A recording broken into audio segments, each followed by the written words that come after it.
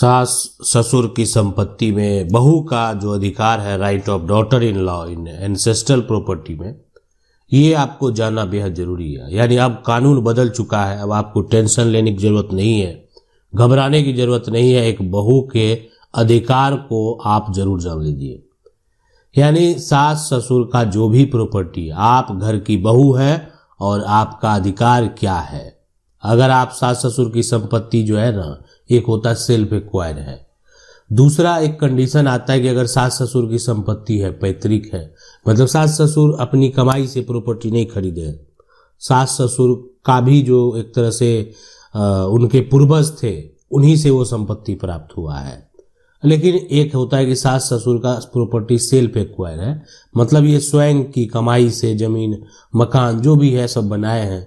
सास ससुर आपके जो है सर्विस करते थे, नौकरी करते थे, और वो अपनी कमाई से ही सब कुछ बनाए।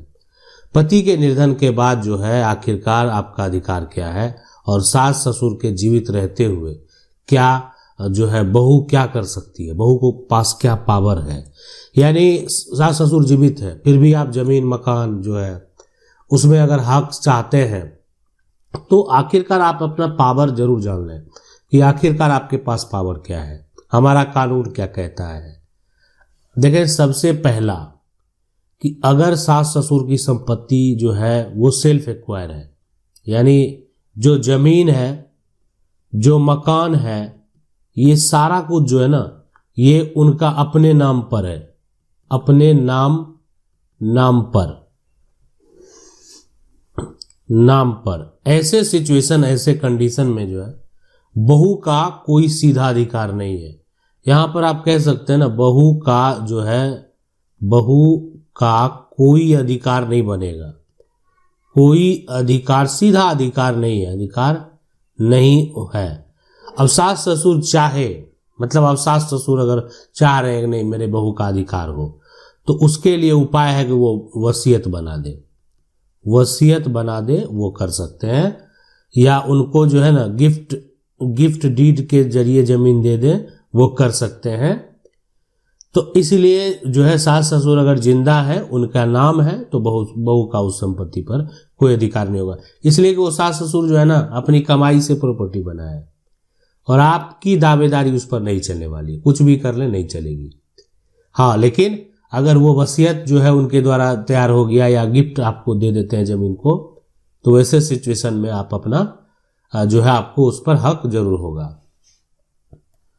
अब दूसरा है कि अगर सास ससुर की पैतृक संपत्ति है, और पैतृक संपत्ति यानी एंसेस्ट्रल प्रॉपर्टी, ये दादा परदादा से जो है चली आ रही संपत्ति है, दादा परदादा से चली आ रही संपत्ति। अब इसमें अधिकार होगा कि नहीं होगा।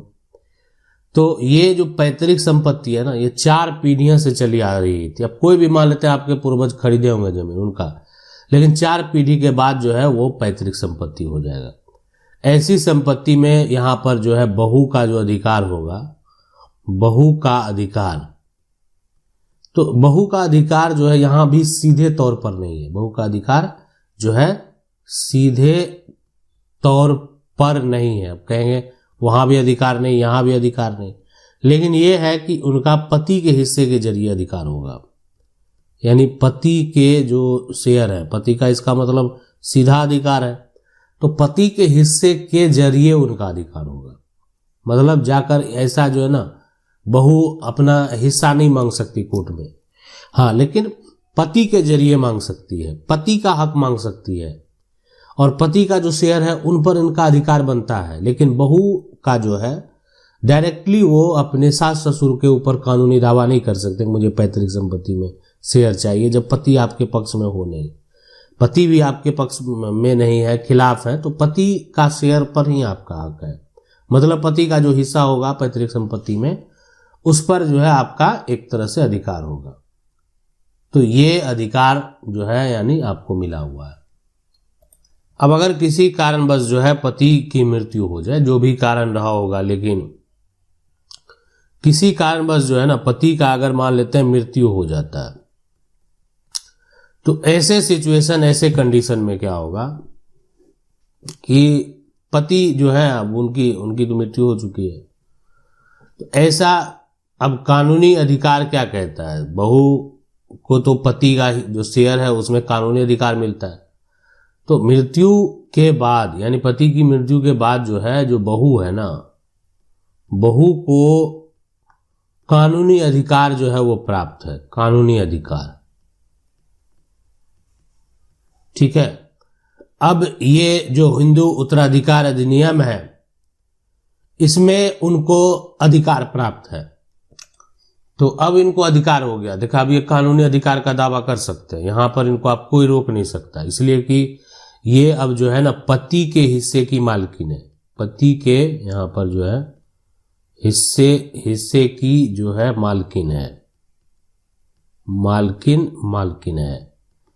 अब यानी उनकी जो पत्नी है ना वो अब अपने पति का जो शेयर बनता है, पति का जो मकान पर हक बनता है, पति का जो जमीन पर हक बनता है, उस पर उनको अब कानूनी तौर पर अधिकार प्राप्त है और वो शेयर वो प्राप्त कर सकते हैं। उस पर आप कभी कुछ नहीं कर पाएंगे, न रोक लगा पाएंगे।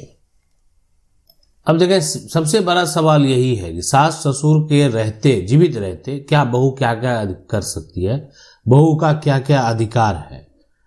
तो सबसे पहले जो है ना आपको घर में रहने का अधिकार है। विवाह अगर आपका हो गया है तो रहने का अधिकार है और ये अधिकार आपसे कोई नहीं छीन सकता है, कुछ भी कोई कर ले। यानी ये है राइट टू रेसिडेंस का अधिकार, यानी राइट ऑफ जो है यहाँ पर रेसिडेंस का अधिकार, और ये अधिकार उनको मिलेगा। यानी वो अपने पति के साथ जो है उस घर में रह सकती है, उस मकान में रह सकती है जो कि पहले से बना हुआ मकान है, जहां पर वो विवाह के बाद आई है। यानी सीधी सी बात है, विवाह के बाद जिस घर में वो गई, ठीक है, वो घर सास ससुर का है, लेकिन अगर वो अपने पति के साथ जो पति के साथ वहां रहना चाहे तो उनका वो कानूनी अधिकार है। अब दूसरा यहां पर है कि देखें, घरेलू हिंसा अधिनियम की अगर बात करें सबसे पहले, तो इसका मतलब है कि भले सास ससुर जो है कि हो या नहीं हो, मतलब कुछ भी गलती हो या नहीं हो, लेकिन वैसे सिचुएशन में जो आपके ऊपर जो है ना ये आरोप लगाया जा सकता है। यानी जो आप कह सकते हैं ना कि घरेलू जो विवाद है, ठीक है, घरेलू जो हिंसा है, ये अधिनियम जो कानून है 2005 उसके तहत जो है आपके ऊपर आरोप लगाए जा सकते हैं, आपके ऊपर कार्रवाई हो सकती है। ठीक है। अब यहां पर सबसे बड़ी बात है कि क्या बहू को घर से निकाला जा सकता है।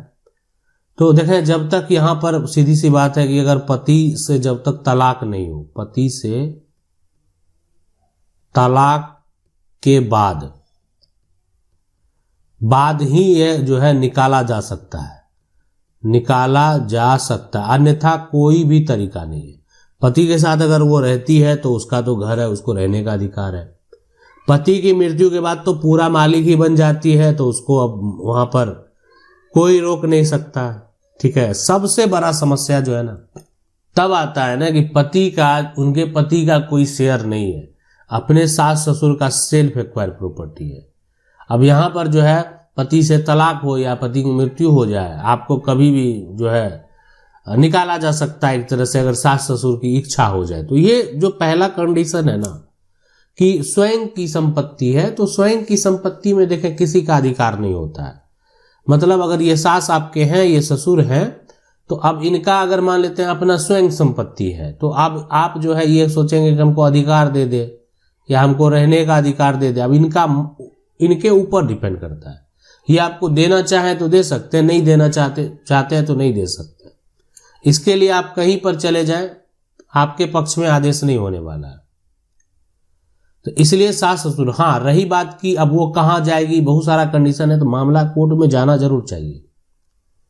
अब कोर्ट के ऊपर डिपेंड करता है, इसलिए कि फैसले अलग अलग भी होते हैं। ठीक है। हर सिचुएशन के आधार पर जजमेंट होता है, हर जो है एक तरह से जो सिचुएशन वहां पर देखा जाता है कि आखिरकार क्या सही है क्या गलत है, उस हिसाब से जो है फैसला होता है। ठीक है। सास ससुर अपनी कमाई से संपत्ति बनाए हैं, लेकिन उनके बेटे का विवाह हुआ है और बेटा जो है एक तरह से वो अपने घर में आकर, या बहू जो अपने घर में आकर रही है, ऐसा एक मामला भी कोर्ट में गया है। हम उस जजमेंट को भी बताने का आपके पास प्रयास करेंगे। आशा करते हैं वीडियो अच्छा लगा होगा। वीडियो को लाइक जरूर कर दें। चैनल को पहली बार देख रहे हैं सब्सक्राइब करके जो बेल आइकन है उसको जरूर दबा लें। मिलते हैं अगले वीडियो में, तब तक के लिए जय हिंद।